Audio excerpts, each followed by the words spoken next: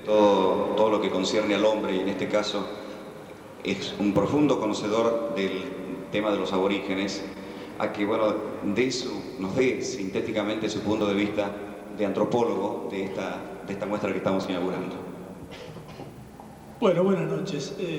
Más que mi punto de vista, yo quisiera repetir una breve anécdota que conté hoy por radio en la audición de domingo, casualmente. Cuando yo estudiaba antropología, había algunos textos dentro de la bibliografía obligatoria en donde aparecían unas hermosísimas fotos de aborígenes. Eran de Mario Bossi. Yo no lo conocía, lo conocí bastante tiempo después. Las fotos no solamente eran testimoniales, o sea, mostraban los más diferentes aspectos de la cultura de los chiriguanos, de los chané, de los toba, de los chorotes, de los macá, de los matacos, sino que además, como digo, eran hermosísimas. No es fácil esto de ensamblar lo testimonial, lo antropológico con la belleza artística. Mario Bossi lo ha logrado con una dosis de sensibilidad y de talento excepcional. Y bueno, creo que eso es lo que no solamente los antropólogos o los fotógrafos, sino todos los que tenemos algo de perspectiva sensible se lo tenemos que agradecer. Eso es todo.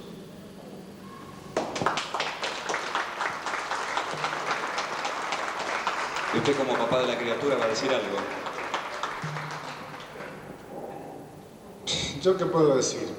Que he cumplido con mi deber, que ustedes me embarcaron un poco en esto, una cosa que la quería hacer hacía mucho, y no soy muy palabrero, pero lo que sí debo decir, que ustedes pusieron lo necesario para que yo materialice este proyecto, que venía desde lejos, y entonces, gracias a este incentivo, no solo en el orden financiero, sino también en que me animaron y me forzaron un poco.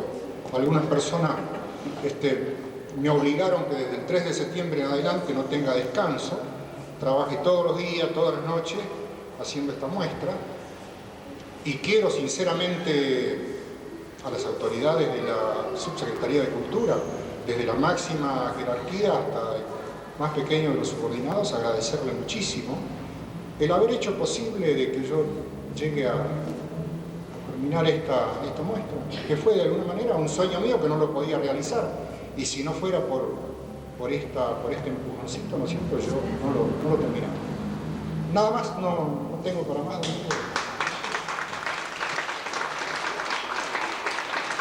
Gracias. Y ya cerrando esta parte protocolar, Marcelo Miardi, profesor Marcelo Miardi, titular de la Secretaría de Acción Social, le va a entregar este pequeño e inmerecido de parte nuestra, pero muy merecido de parte suya, tal vez demasiado pequeño para lo que usted representa, ¿no? Este testimonio para que lo recuerde este momento. Bueno, le habíamos dicho que alguna sorpresa teníamos, pero ya está. Entonces ya dejamos oficialmente inaugurada esta muestra, que es realmente para gozarla, para vivirla. Y les pedimos que hagan correr la voz, ¿no?, que hagan extensiva la invitación a vuestros amigos para que no pierdan de ver, va a estar 10 días aquí, que no pierdan la oportunidad de ver esto que es bello, pero a la vez es documental. Y quiero decirles también que mañana, ya desde temprano, alrededor de las 9 de la mañana, estos ilustres artistas plásticos argentinos, Campodónico, Molari y Carpani, comenzarán la tarea concreta de lo que hemos dado en llamar primer encuentro de muralistas en Venado Tuerto, aquí en este mismo lugar. Allí están los bastidores preparados y todo. Será cuestión de que las manos y la sensibilidad de ellos, los colores y todo lo demás, hagan el resto. Ahora sí vendrá el momento del brindis. Y después tenemos algunos amigos cantores que van a sumar lo suyo para hacer esto una reunión placentera. Muchas gracias a todos por haber venido. Gracias.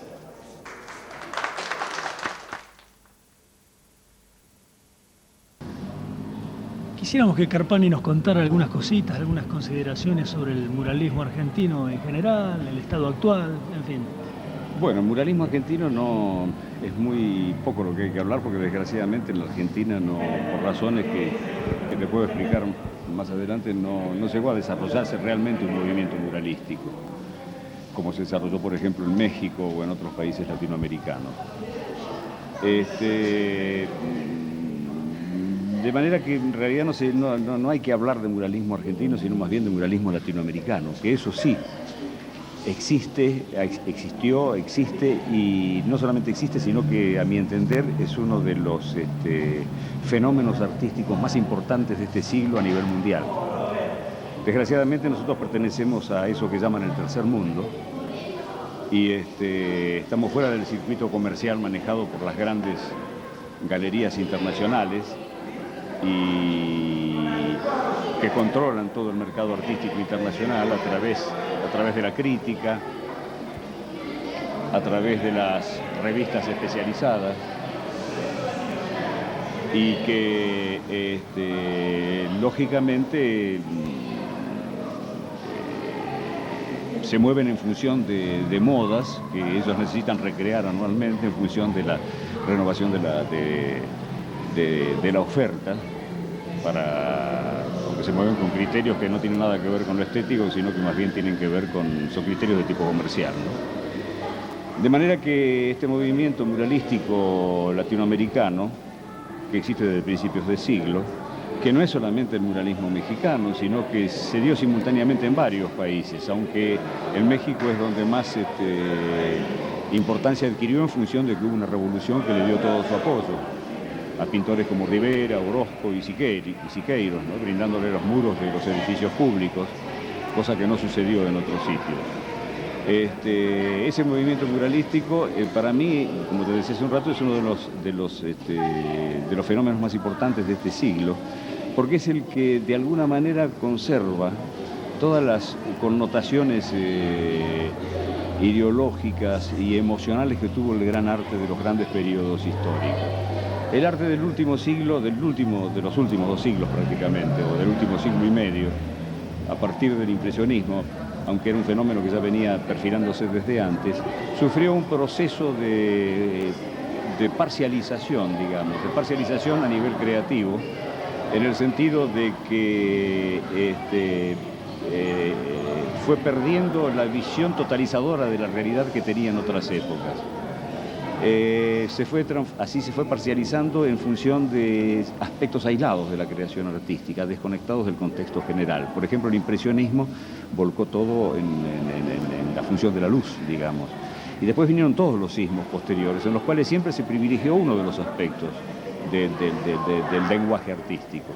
¿Qué sé yo? La estructura formal de los objetos en el cubismo, el color puro en el fauvismo, el inconsciente individual en el surrealismo, en fin, y podríamos seguir enumerando todas esas parcializaciones. Esas parcializaciones fueron empobreciendo la visión estética general, pero al mismo tiempo significaron un aporte desde el punto de vista de una profundización en esos aspectos aislados que fueron profundizados y de esa manera enriquecieron el lenguaje plástico. Pero el único movimiento en este siglo que escapa, digamos, de alguna manera a esa parcialización creciente de la actividad artística es precisamente el muralismo latinoamericano, que mantiene esa visión totalizadora de la realidad con todas sus connotaciones, de tipo ideológico, de tipo emocional, sin descuidar lo estético, naturalmente, que tuvo el gran arte de las grandes épocas históricas. De manera que para mí es el movimiento tal vez el más importante. Y ojo, no solamente mantuvo esa visión, sino que aprovechó los aportes parcializadores de los distintos sismos que se fueron dando desde mediados del siglo pasado, los aprovechó y los incorporó al lenguaje artístico. Pero al mismo tiempo los incorporó a un lenguaje artístico propio, absolutamente enraizado, digamos, en la realidad en la cual surgió. Porque otra de las características fundamentales del muralismo, precisamente por eso es muralismo, es su vocación de incidencia social, su vocación de actuar sobre la realidad social. Y para eso tiene que ser un arte realmente que esté en contacto con el gran público. ¿Con intención modificadora? Con intención modificadora, en un sentido positivo de esa realidad social. Por eso generalmente se ha encauzado por una vía política el muralismo, precisamente. política revolucionaria. Esa es otra de las características. Entonces, esa vocación de incidencia sobre la realidad es lo que le impulsó a este movimiento a mantener esa visión totalizadora de la realidad y un lenguaje, digamos, que sin hacer concesiones de tipo estético, fuera realmente comunicable a nivel de masas. Ese aspecto de lo comunicable, ¿usted de qué manera mide la forma en que llega? Bueno, es muy difícil. Yo te puedo explicar, por ejemplo, cuando yo hice toda mi serie de afiches, primero para la CGT unificada en los años 60 y después para la CGT de los argentinos, ya a fines de la década del 70, del 60, principios de la década del 70, mi imagen, por ejemplo, que salía en todos esos afiches, llegó a transformarse en una especie de símbolo de las luchas obreras de aquella época. Sin embargo, era una imagen que no tenía ningún tipo de concesión de tipo naturalista o de tipo publicitario. Era una imagen, al contrario, sobre todo los primeros trabajos, una imagen bastante distorsionada, bastante deformada, bastante expresionista, digamos, de alguna manera. Y sin embargo, ya ves, era eficaz y se comunicó. O sea que no hay que menospreciar el gusto estético de las masas. En determinadas coyunturas, si realmente el mensaje que da el artista, sin hacer ningún tipo de concesión estética hacia el naturalismo o hacia lo fotográfico o lo que sea, si ese mensaje es el que las masas están necesitando, esa imagen prende perfectamente y es absorbida y cumple su función. Está diciendo, yo lo he comprobado por lo pronto en Ledesma, con un afiche suyo que le contaba la anécdota, ¿no? Claro, lo que pasa es que esa imagen tiene que coincidir con las aspiraciones de las masas en un determinado momento histórico, lógicamente. Seguramente mi imagen de los años 60 en este momento no tendría ninguna efectividad. Precisamente por eso no hago otro tipo de imagen, de alguna manera, siempre la mía, pero la carga emocional, la carga emotiva cambia, porque la realidad ha cambiado. Sería absurdo aferrarse, eso sería suicida incluso seguir manteniendo una imagen que ya no se corresponde con la realidad social de la época. ¿Cómo ve el futuro del muralismo? Bueno, veo el futuro del muralismo en función del futuro de la humanidad, ¿no? Veo el futuro del muralismo en función de que se recuperen ideales que en este momento están en bajas, pero que seguramente volverán a estar en alta en un futuro que espero que no sea demasiado lejano. Creo que el muralismo, y cuando hablo del futuro del muralismo estoy hablando del futuro del arte, ¿no? Porque en este momento a nadie escapa que hay una crisis en la creación artística a nivel mundial tremenda, a nivel del surgimiento realmente de un arte importante, Estamos viviendo una crisis del arte que es consustancial con la crisis de la cultura burguesa, ¿no? Que estamos viviendo desde hace ya bastante tiempo, desde hace un siglo y medio prácticamente. Y que se va agravando día a día. Hay muchísimos peligros. El arte también puede llegar a pasar por etapas tremendas que pueden llevar incluso casi a su extensión. El mecanismo por el cual están actuando los medios de comunicación de masas en este momento, cómo están siendo manipulados, cómo se está siendo manipulados en función de crear una mentalidad a nivel de masas. Todo eso es muy negativo para el arte. Y sin embargo se mueve con mecanismos artísticos toda la publicidad comercial y política y toda. Si vos te pones a pensar la alienación, el mecanismo alienante de la publicidad comercial, por ejemplo, opera con imágenes, son imágenes plásticas. Y este es otro aspecto que te digo. Si la imagen es eficaz, la imagen plástica, la imagen artística, a través de la televisión, a través de la publicidad comercial, en fin, si es eficaz para alienar a las masas, nosotros, los muralistas latinoamericanos, sostenemos que esa misma imagen, adecuadamente utilizada, puede ser eficaz para liberar a las masas, para desalienarlas. Y precisamente ese es el contenido intrínseco que debe tener el muralismo latinoamericano, ¿no? Ahora, el porvenir, no sé, es el porvenir de todos nosotros, no sé qué va a pasar, sinceramente.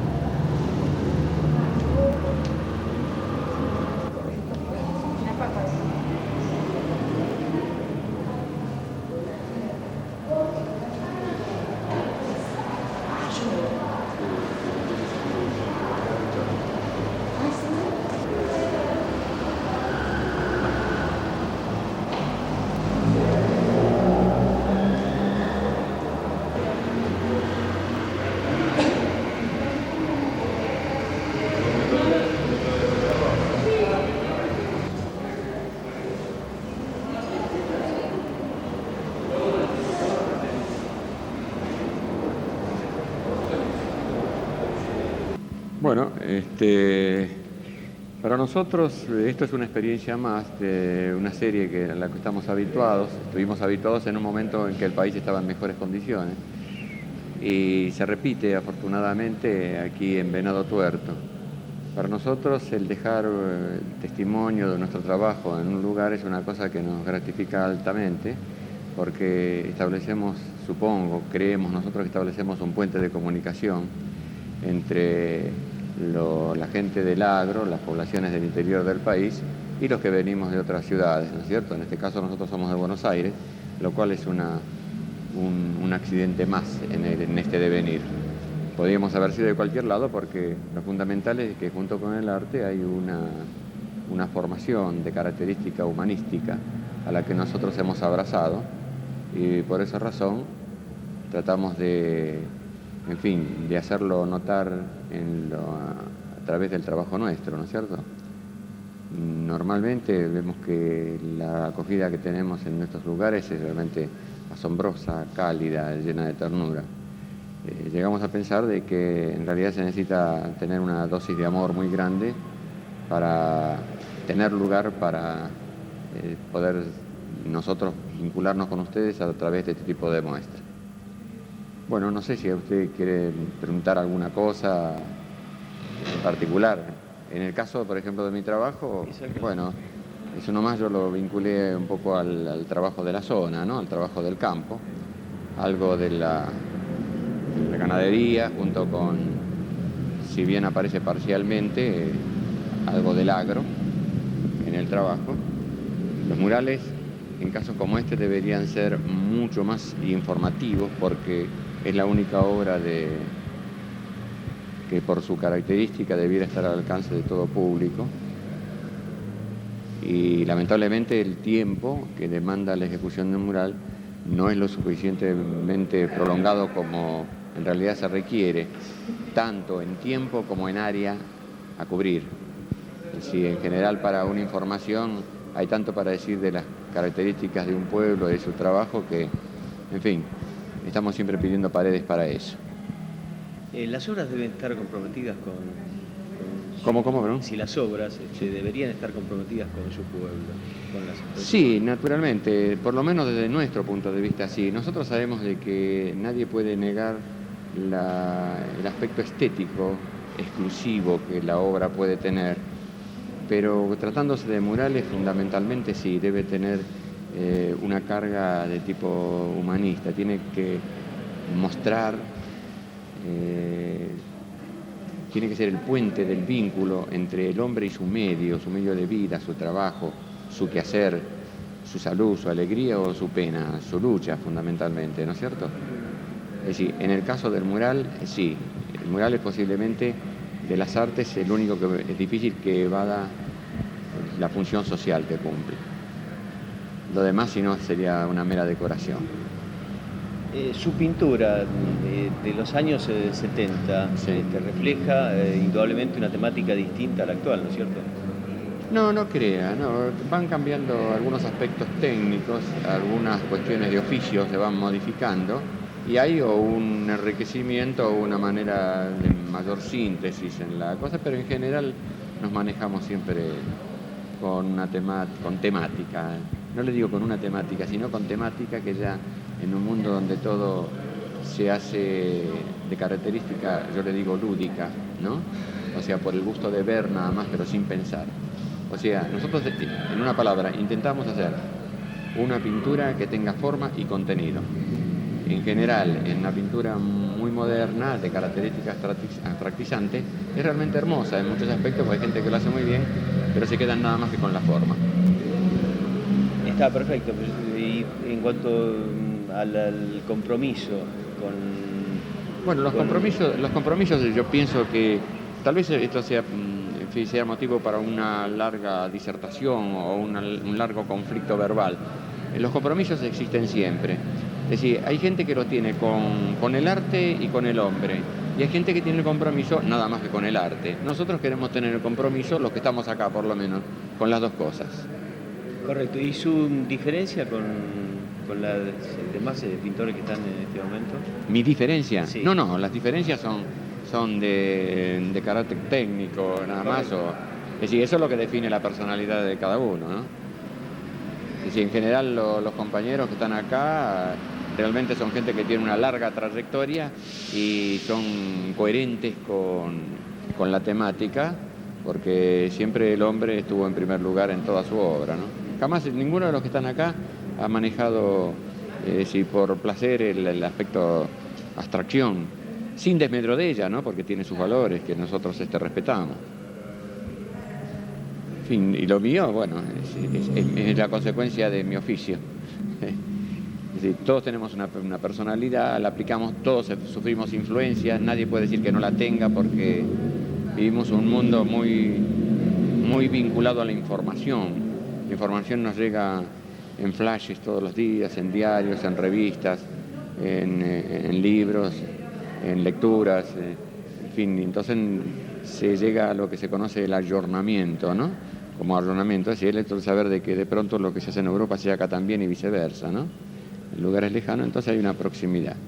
A pesar de que también hay una investigación en las partes de los orígenes del hombre, ¿no? El caso de los lugares donde los aborígenes todavía tienen una cultura muy propia y un arte propio también, en el cual hay que seguir buceando porque realmente de raíces muy ricas. A propósito del tema de aborígenes, sí. Ahora se aproximan los 500 años, ¿no es cierto? Ah, sí, es un largo conflicto que tenemos, ¿no? En América toda. Sí, el problema es bastante discutido, pero por suerte de unos años a esta parte se plantea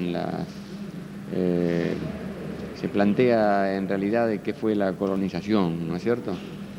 Y nosotros lo que tenemos en mayor disidencia no es que alguien haya descubierto este continente porque la cosa pudo haber sido hacia este lado o de este lado para allá, por accidente o no. Lo que tenemos en conflicto fundamentalmente es que, por ejemplo, al 12 de octubre se le llama Día de la Raza, ¿no? Eso es lo que más cuestionamos.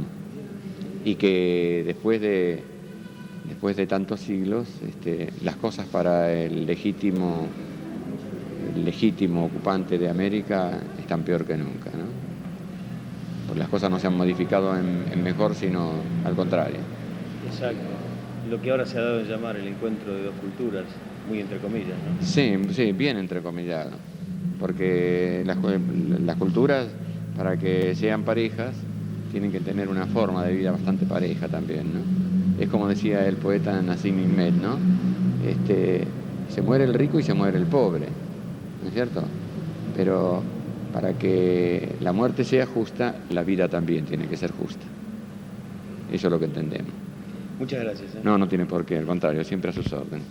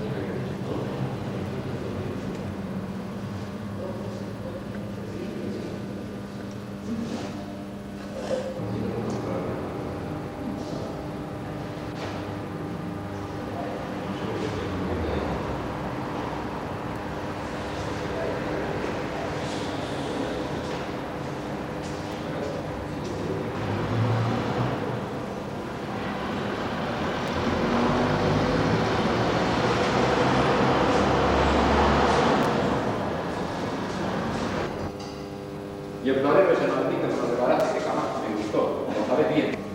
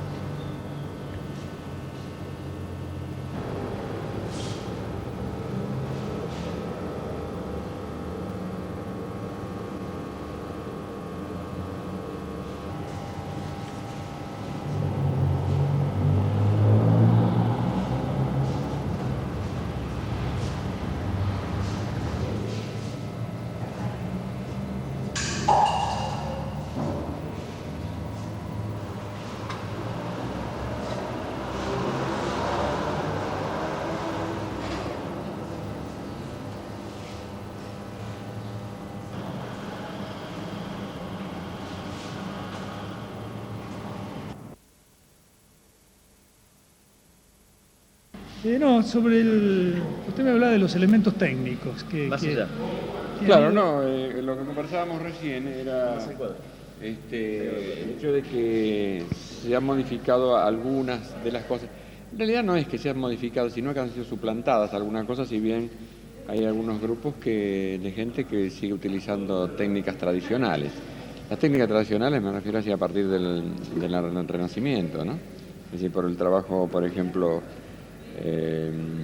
temple graso, es decir, donde la pintura, los pigmentos se mezclan con aceites, o temple seco o el fresco, donde el material se incorpora con agua el pigmento junto con el material que el mismo albañil va preparando en la pared, que a veces es el mismo pintor, ¿no? Es decir, eso desde el punto de vista más tradicional, porque parte de una época en que los artistas hacían todo, desde los materiales hasta la ejecución, el diseño y la ejecución de los trabajos. Pero ocurre de que el tiempo se va modificando y si bien se han hecho experiencias con todo tipo de materiales, hoy hay un enriquecimiento mucho mayor propio de la industrialización. Es decir, la industria hoy posee materiales que se alteran menos incluso que los tradicionales, resisten más la acción del tiempo. Y hoy, por ejemplo, nosotros acá estamos trabajando con acrílico, que se han hecho pruebas de tiempo y realmente perduran, incluso a través del tiempo, de la luz y del sol, y del agua inclusive, ¿no es cierto? Es decir, no son miscibles en agua una vez que están secos, en consecuencia tienen una resistencia incluso hasta la intemperie.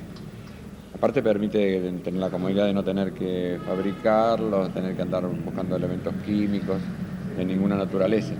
Porque antes, por ejemplo, se daba el caso de que el temple al huevo, por ejemplo, que el huevo se utilizaba como elemento de aglutinante y fijador, realmente produce unas calidades hermosas, pero daba mucho trabajo con el agravante de que el material se va deteriorando, fermenta, ¿no? Entonces de pronto tenían que cambiar todos los elementos de nuevo para volver a hacerlo. Hoy no, hoy hay hechos, si los materiales suplen con mucha ventaja a todo eso que se usaba, que nadie niega la belleza que tiene ese material, ¿no? Dentro de lo tradicional, pero hoy es mucho más accesible lo otro. Y para otras cosas también se utilizan materiales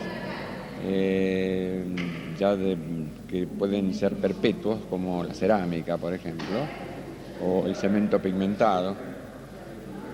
Eso lo hemos visto, por ejemplo, los mexicanos han hecho, que son los primeros en utilizar los materiales más modernos. Antes de que apareciera el acrílico, por ejemplo, Siqueiros utiliza el tuco, la piroxilina, y comienza a pintar con aerosoles, con pistola, ¿no? Para realizar las obras de él, cosa que es un elemento completamente revolucionario. Y él sostiene que el artista debe utilizar los elementos de su época, porque si hace temática que es propia de una época, no puede dejar la época de lado en cuanto a los materiales que utiliza. Y realmente dan gran resultado. Y como ellos llegan a hacer murales que son de una totalidad absoluta, donde pintan muros, techos y pisos, en la parte, digamos, que es transitable, se utiliza cemento pigmentado. Entonces uno camina sobre el mural. El mural no se va, no se borra y nada, porque es el mismo material con que fue hecho el pavimento, tiene una firmeza perpetua, no había que destruirlo deliberadamente, ¿eh?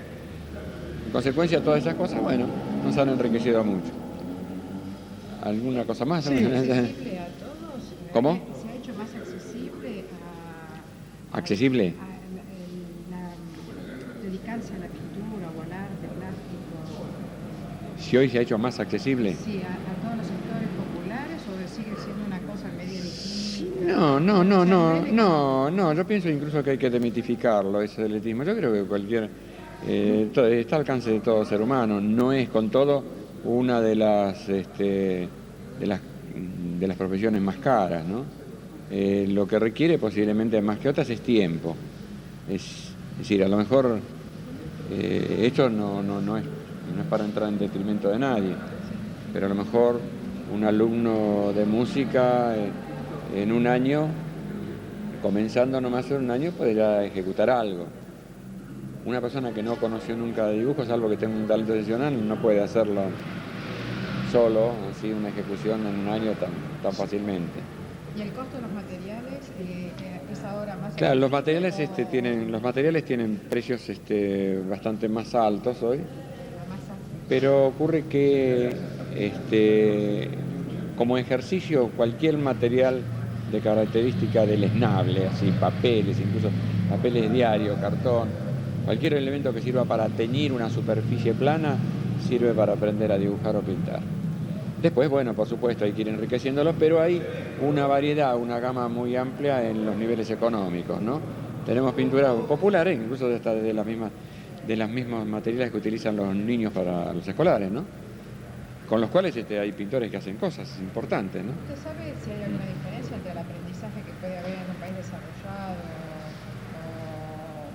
o llamados países? No sé, pero las pruebas, sí, por lo menos de lo que uno tiene conciencia de que había escuelas famosas en el mundo, como en Italia la de Brera o la de San Fernando en España, pero que no difieren mucho de las actuales, si bien hay grandes maestros, ¿no? Ahora ocurre de que a lo mejor, tal vez en nuestra escuela habría que hacer un cotejo, ¿no?, con otras. No sé si la tecnificación, pregunto yo... Claro, lo que más se siente es la falta de presupuesto como para que haya más elementos para desarrollarse más rápidamente y en más profundidad. Es decir, faltan muchos elementos, las escuelas nuestras están muy empobrecidas, ¿no? En general, uno tiene contactos con alumnos de las escuelas y faltan cosas vitales, ¿no? Por ejemplo, en la Escuela de Bellas Artes han llegado a faltar lámparas para iluminar, tenían que llevarlo a los mismos alumnos. Era una cosa realmente terrible, ¿no? Entonces, o cuidar de que otro turno no le lleve la lámpara y se la tenían que llevar, porque el Estado no las preveía, así como todos sabemos de los sueldos de los profesores, ¿no? Lo cual a veces no es muy gratificante tener un horario y estar mal remunerado. ¿Y eso incide en el talento? Claro, incide. No, en el talento yo pienso que en el talento no hay nada que incida, porque si hay talento ya hay una riqueza personal. Pero nadie puede exigir de que toda persona que intenta dedicarse a una disciplina tenga talento. El talento aparece después o no. Pero aún sin talento todas las personas pueden aprender. Esas personas que pueden aprender pero que no son talentosas necesitan un apoyo de materiales y didácticos como para poder realmente surgir, porque no todo el mundo puede tener genio, pero sí puede tener capacidad. Pero esa capacidad hay que avalarla con alguna serie de factores que hacen que se pueda desarrollar, ¿no? Si no, estamos dando vuelta en un círculo vicioso donde el alumno tiene poca capacidad o no tiene talento simplemente, pero tiene ganas, y el presupuesto es escaso y faltan elementos, los profesores no tienen ganas de trabajar porque lo que le pagan es poco. Bueno, en realidad no van a salir artistas nunca, ¿sí? ¿No es cierto?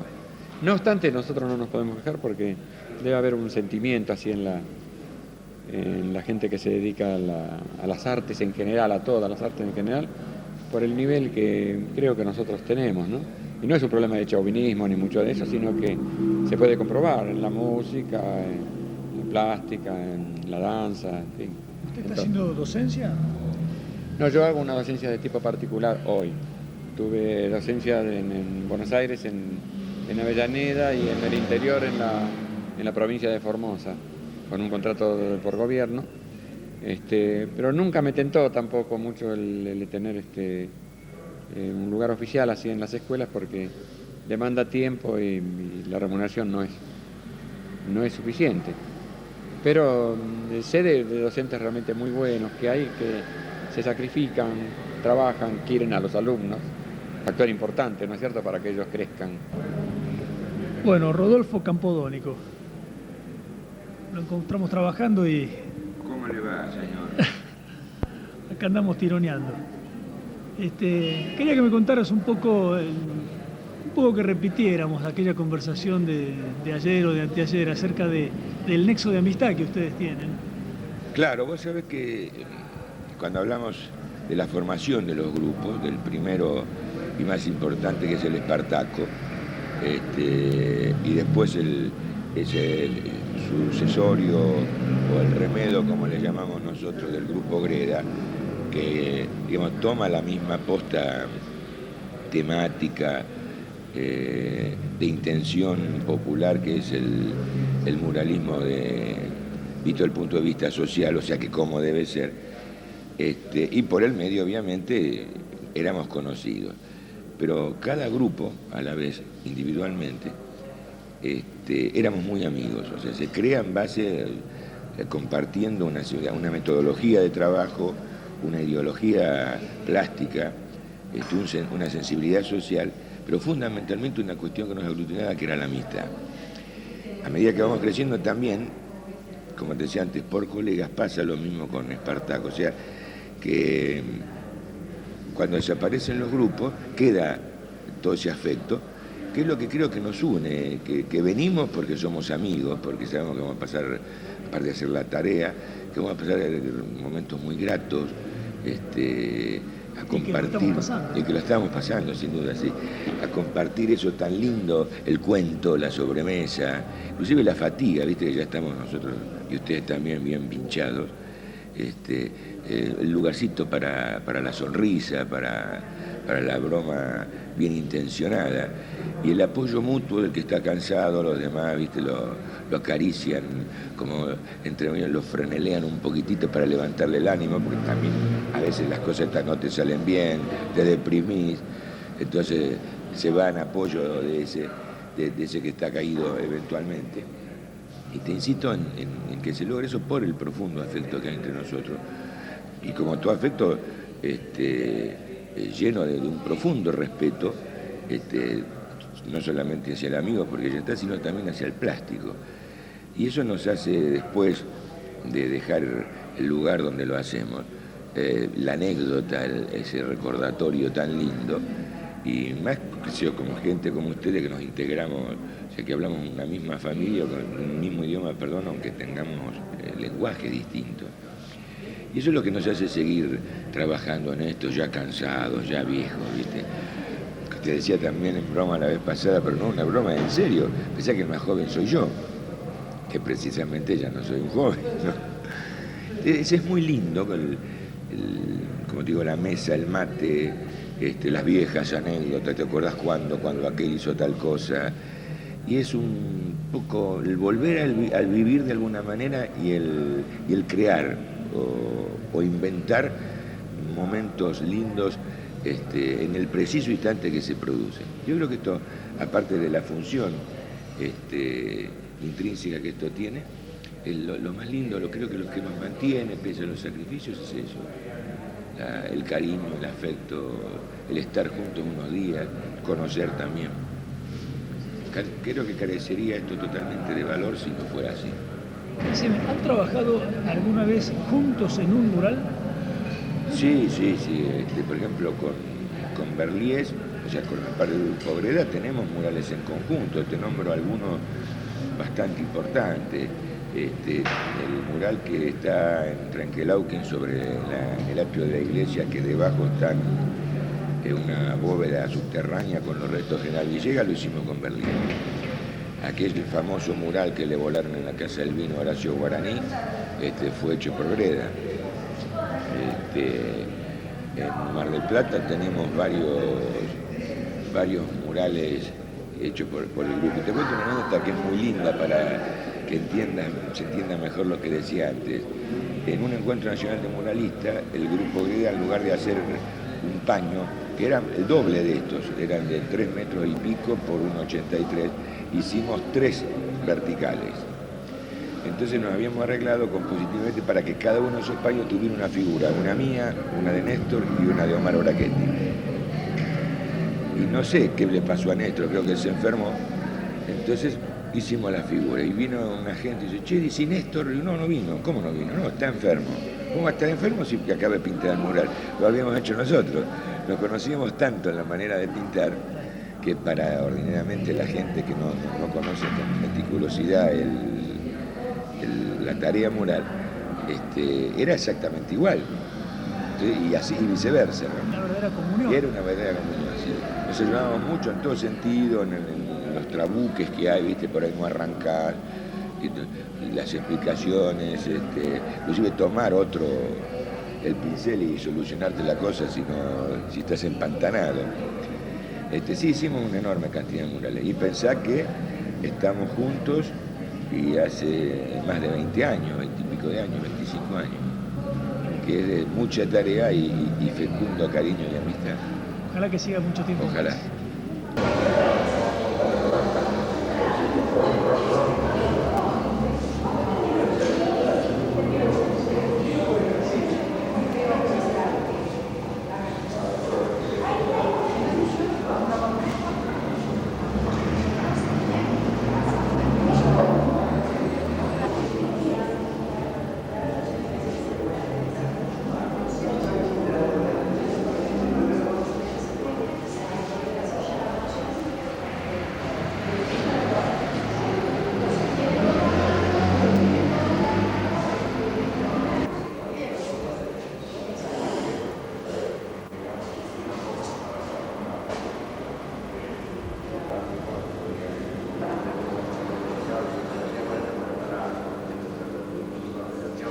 No creas que porque dudo esto.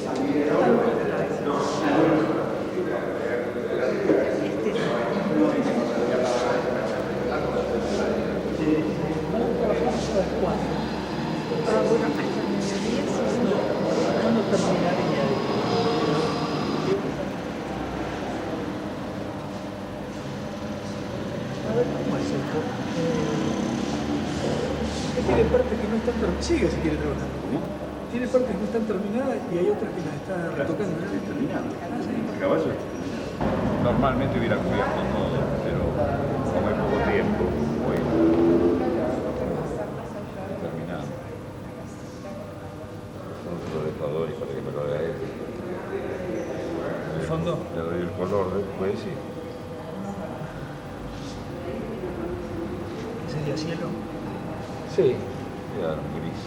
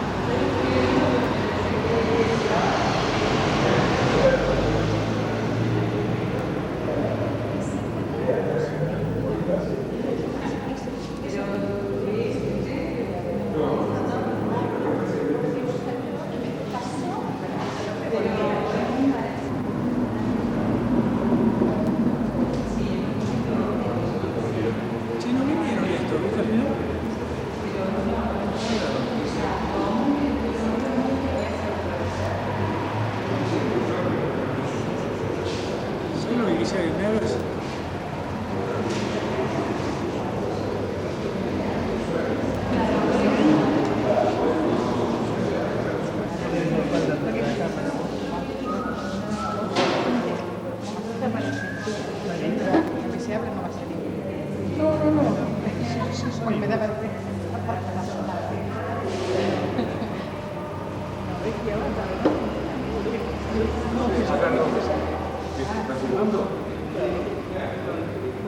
¿Se busca?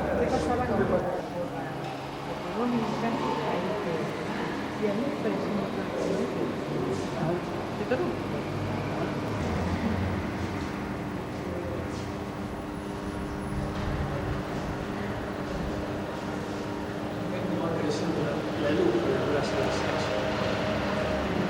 Qué lindo. Hola. ¿Qué tal?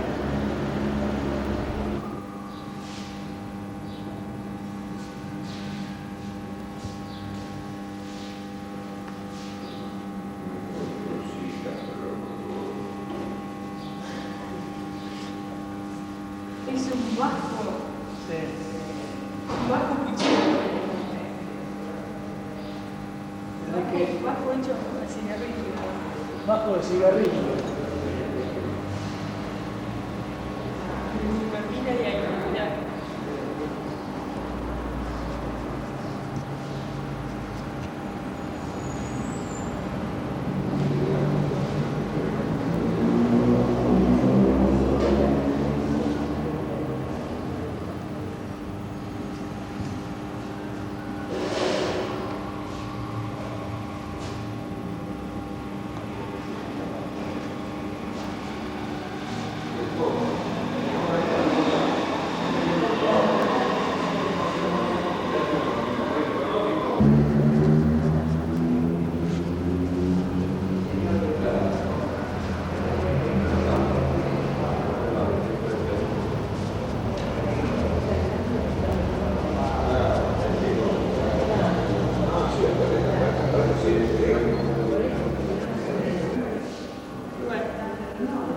¿A qué hora terminaron anoche? Y 5:30, y entre que llegamos.